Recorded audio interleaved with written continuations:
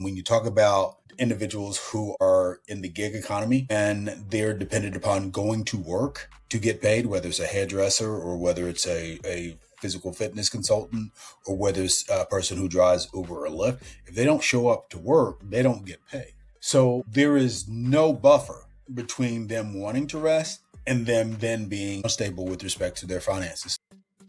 Everyone's talking about rest right now.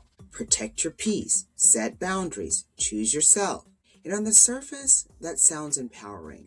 But I think we're skipping over something bigger because not everyone is making that decision from the same position. Some people can step back and nothing breaks. Other people step back and everything is at risk. Income, stability, the entire household. So the issue for me is this. Are we talking about rest like it's a personal choice when it's actually being determined by your financial reality?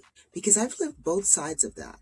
And I've had the version where rest felt easy. And I've had the version where rest had to be redefined just to make it fit.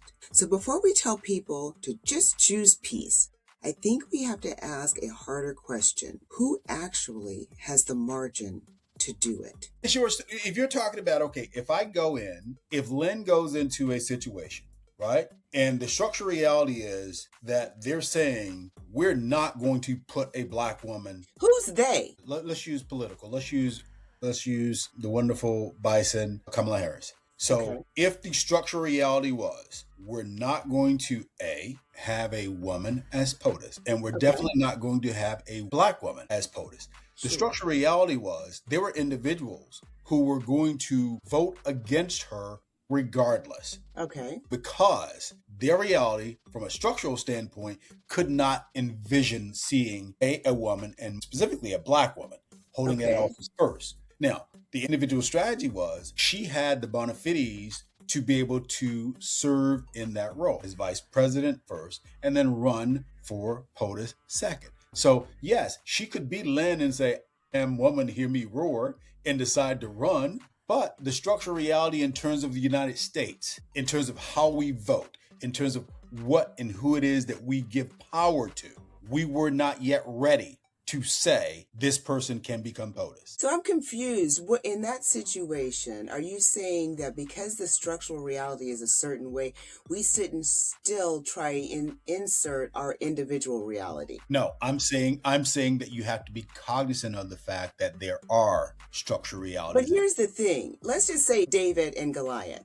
Structural reality was some little skinny, scrawny dude with a slingshot couldn't impact a war, or it definitely couldn't impact this giant Philistine. Like, you just can't. And so his individual reality is like, but I can't. And guess what, John? Historically, he could, and he did. Somebody has to be the first. Okay, but you had to have the right time. It wasn't, you didn't have to, what was the right time? Everybody told him to sit down. No. But even if someone tells him to sit down and he does it, that was the right time. But you don't know what the right time is until you try.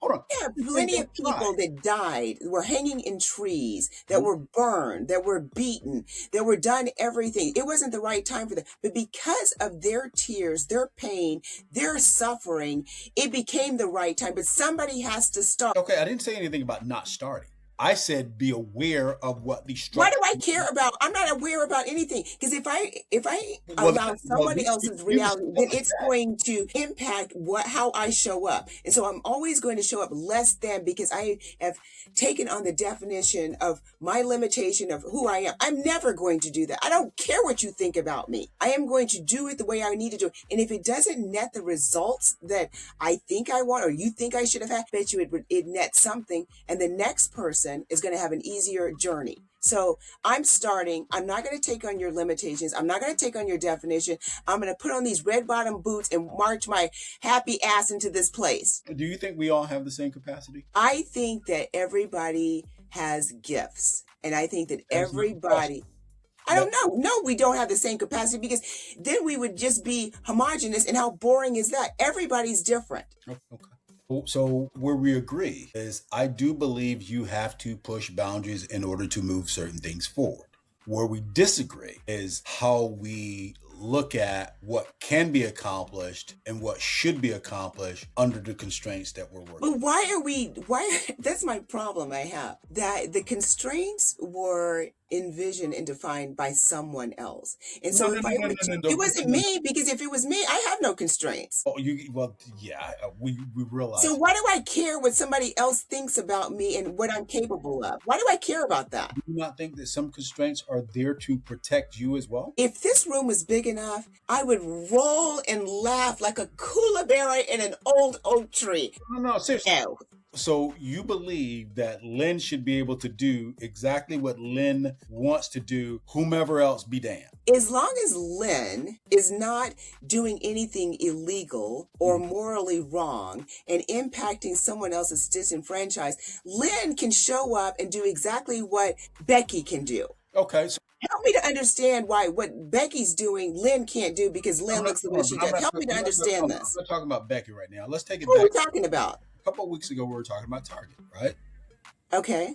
And you took your favorite pastor to task because he was doing exactly, in your words, what you're talking about doing now and didn't take into consideration. Johnny. Southern Johnny. He did not take into consideration what the young lady in Minneapolis wanted to do. He was out there for himself. Okay, right? So first off, I just said that if it doesn't impact someone else that's disenfranchised, because he has more power than she did. And the example is so weak.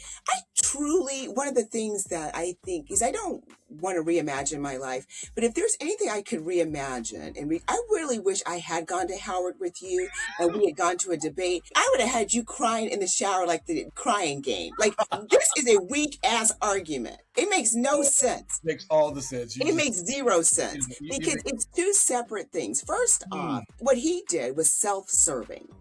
I am going out, if I want to become... Hold on. What you're talking about doing is self-serving. He had an opportunity to work within a collective. If I want to become POTUS, how am I hurting anybody else? But hold on. You just said you're going to do what you want to do. Be damned. I just said, as long as it's not illegal, it's not morally wrong, or it's not impacting someone that's disenfranchised. If it doesn't have any impact on anybody else, why does it matter that I go into this all-white establishment or I decide I want to put my name in for POTUS? How's that the same, Johnny? We have to agree to disagree here. We're not going to... That's not how you close arguments with me. We're not going to just say we agree to disagree. You're going to say that we're going to agree that you're wrong. We're going to agree to disagree here. We're not going to agree to disagree because you're wrong. We've established in the audience that you're wrong and your lips are shiny. Okay.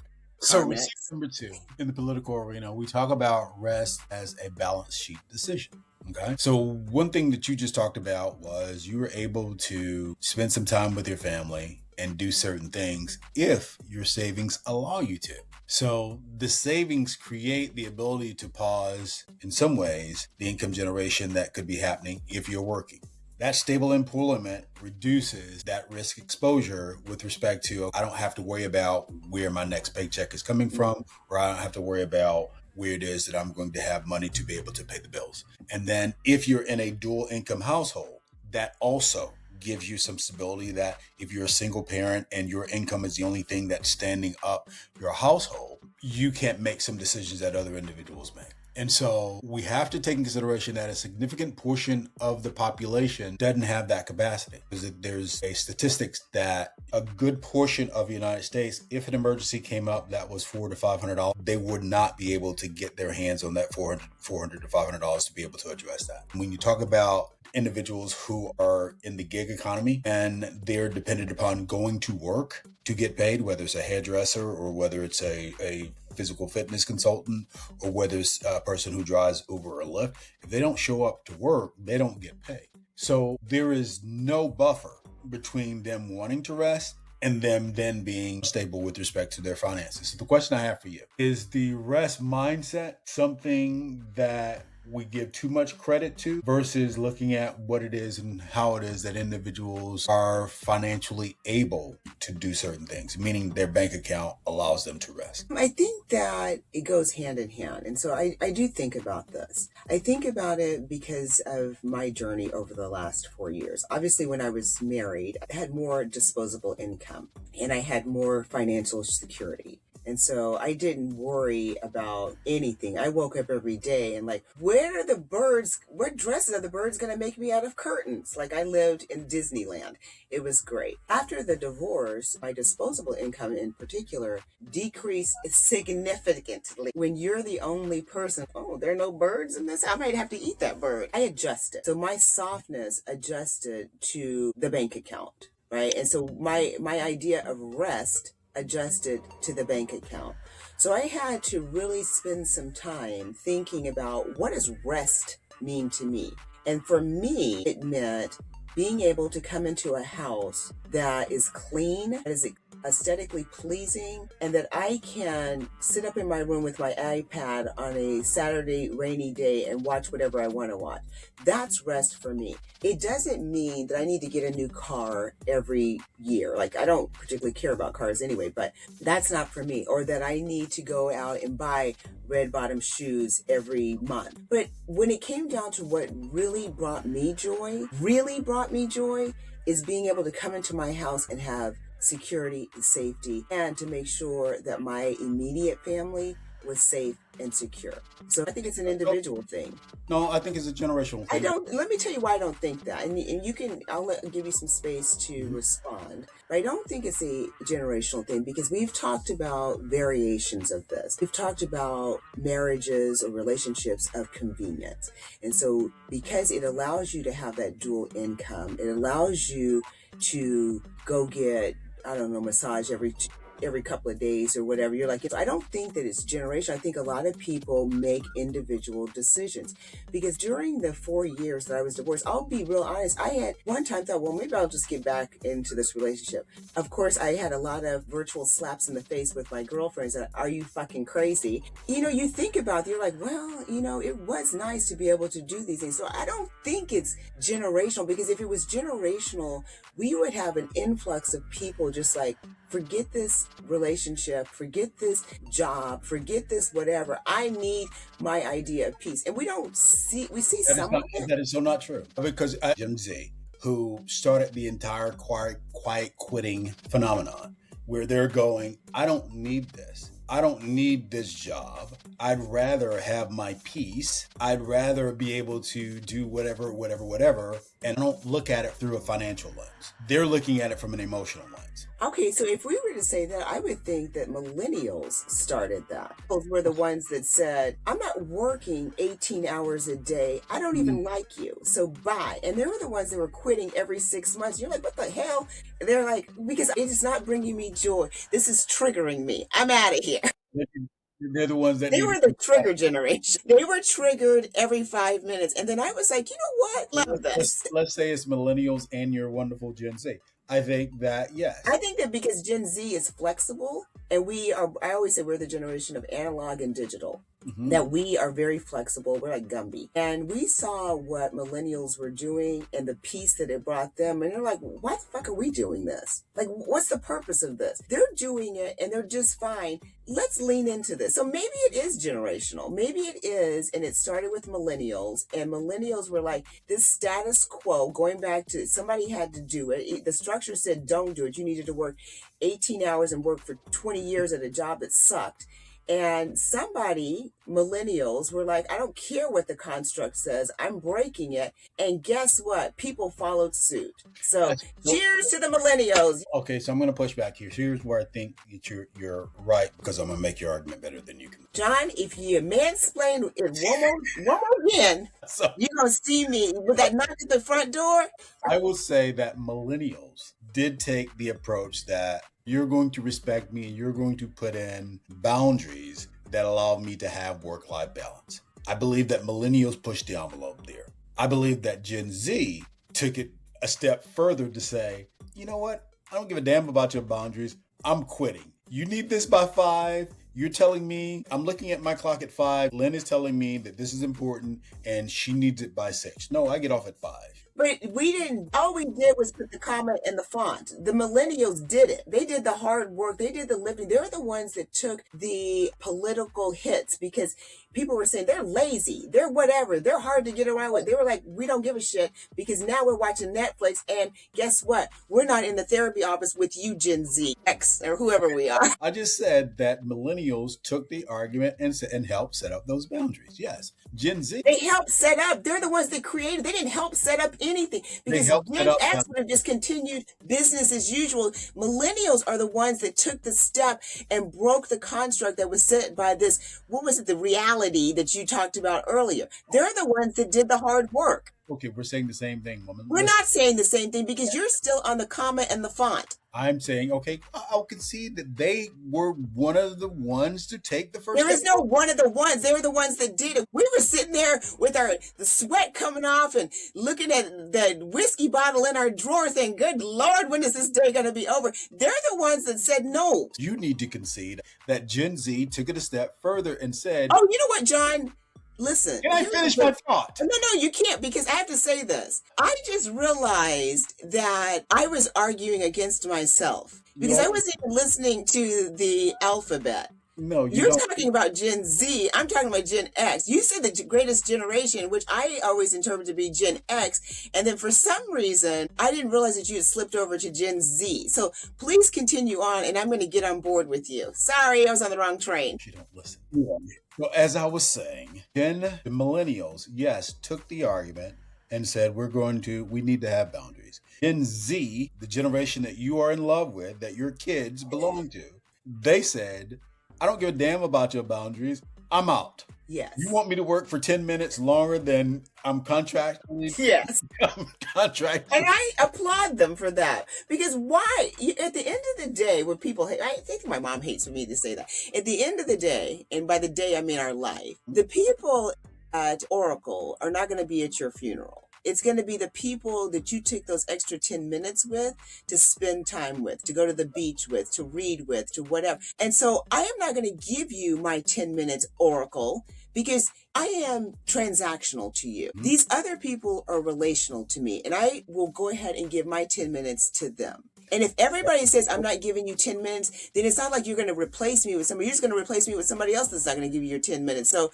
you're not getting 10 minutes is what I'm saying to you. Okay, so here's where I would make your argument. You're going to stop saying that, kind sir. And I see that your lips are less shiny now because you keep licking them like a politician. So I'm Eric Swalwell. So what Gen X did, and you just said something. I think you just stumbled on something. Stop. Just go on. You said Gen X. We are very transactional. I didn't say we were transactional. I said we were very flexible. Saying that we are transactional, meaning you pay me for what it is that I am doing. But I think that, John, I know I need to stop interrupting, but I just want to make sure that I think that that's how we were at the beginning. We are that way. Okay. I mean, I don't think we were like that. I think that we were of the generation of our parents, the baby boomers, that you stay at the factory job for 25 years and then they give you a pension. When we realized that the world was changing, you're not getting a pension. We're like, well, then screw you. I'm transactional too. Okay, so again, you're making my point that I'm transactional from the standpoint of relationships. Millennials are somewhere in the middle between transactional and relational. And then you have Gen Z, who's all about relationships and feelings. Yes. And that's why you like them, because you're about relationship and feelings. And from that standpoint, the quiet quitting that you yelled up and down, it's not generational, it's not generational. It is generational from the standpoint that the way that you framed the mechanism in terms of the margin gap was about, okay, I need to do this from a political standpoint and I need to be able to do it financially, and that provides for me the margin to do it. And I said, my argument was that's a generational thing because Gen Z looks at it differently. They don't think about the financial aspect. They think about the relational aspect and how they feel. So thank you for allowing me to make my point, and thank you for tying yourself in a knot. I didn't tie myself into a knot. What I did was I stopped, I listened, and I learned. So I am growing, John. Thank you for sharing that, and I agree with you. All right. So shiny lip comment eating. Let's close this the right way, because what sounds like a conversation about rest is actually a conversation about structure. And the price that gets missed is this. Most people are trying to negotiate rest emotionally inside a system that only responds to financial position. That's the disconnect. If your income is directly tied to your labor, then every hour you don't work is a decision that has a cost attached to it. Not a feeling, but a cost. And the system doesn't care how you feel about it. It only recognizes whether or not income is still flowing when you stop. So when you hear protect your peace or choose rest, what you're hearing is the advice that only works if the structure underneath it can support it. That's the part that doesn't get said. Because for a lot of us, rest is not something you choose. It's something you pre-fund. And if you haven't built margin in your life, through savings, income stability, through some form of continuity, then what looks like rest from the outside is actually risk on the inside. Now, here's what I want you to watch. Watch income stability over the next 30, 60, 90 days. Watch how many roles move toward viable compensation, contract work, gig structures where income only exists if output exists. If the trend continues, what you're seeing and what you're going to see is more people taking about rest, but fewer people actually able to sustain it. If you start to see more stability, more guaranteed income, more benefits, more continuity, then you'll see rest become more accessible. Not because people change, but because the structure did. Either way, the move is the same. You stop defining rest as a mindset, and you start building the conditions that make it real. Because the people who understand that are not debating whether or not they deserve rest. They're building systems where rest doesn't cost them stability. And that's the difference. While you're out and about this week, make the time to do something nice for yourself. And while you're at it, take the time to do something nice for someone else. Until next time, we'll talk to you. And that's a wrap. Thank you for listening and spending your time with us on I Take Your Point. For more unfiltered conversations like this, click the link in the description. Huge thank you to our production team. We couldn't do this without you.